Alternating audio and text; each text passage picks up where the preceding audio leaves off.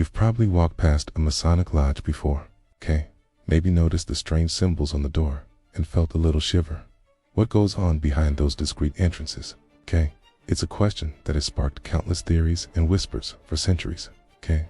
And one of the most chilling and persistent legends is that right in the center of their temple, on a grand altar, lies a forbidden book. A book dedicated to darkness, or as many fearfully whisper, to the devil himself.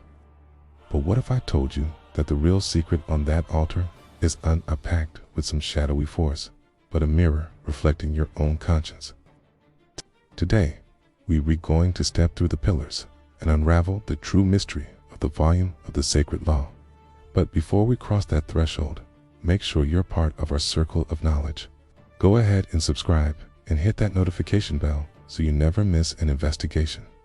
Here, we seek light where others only see shadows. To those on the outside, in the world that initiates call profane, imagination runs wild. The idea that Freemasonry is some kind of secret religion, worshipping figures like Baphomet or other negative forces, is incredibly common.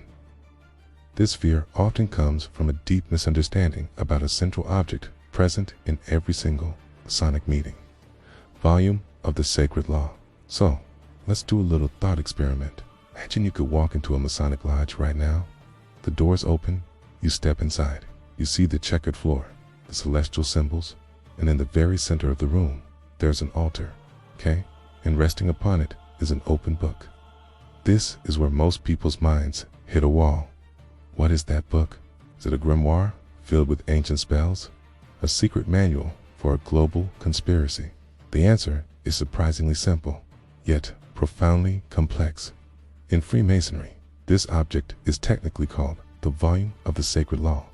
And here, as the key that completely shatters the myth of devil worship, this book is not fixed. It changes depending on where you are in the world and who is in the room.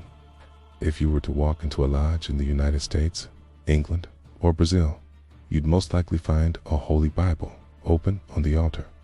But if you traveled to a lodge in the Middle East with a majority of Muslim members, you would find the Quran.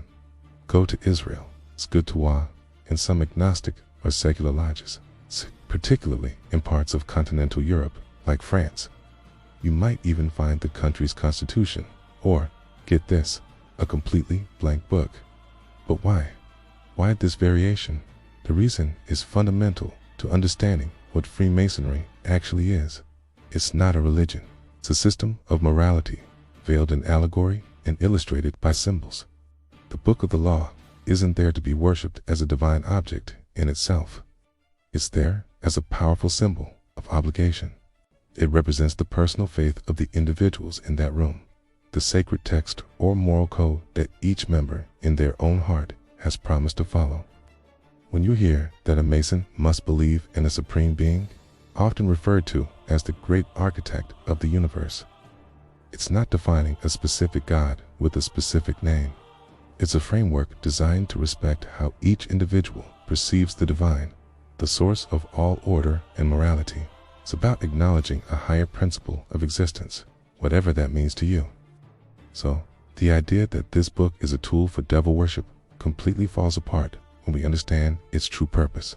The volume of the sacred law is, in fact, a symbol of a person's covenant with their own faith, their own moral compass.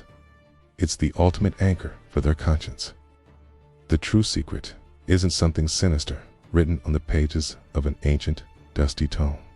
The secret is what the book represents: a personal commitment to rectitude, to truth, and to the lifelong journey of becoming a better person today than you were yesterday. The mystery, you see, is that the temple isn't just the building you're in. The real temple is the one you build inside yourself. Now, after hearing all this, I want to know your honest opinion. If you had to choose one book, any book, to represent your absolute truth, your personal guide to living a good life, what would it be? It could be a religious text, a book of philosophy, a collection of poetry, or even a novel that changed your perspective. Think about it, okay? Go down to the comments and leave this phrase: "My conscience is my guide." Let's see how many of us are on a similar path of self-improvement. Let's see how many awakened minds are watching right now. Thank you so much for joining me on this journey into the light. Stay curious, and I'll see you in the next mystery.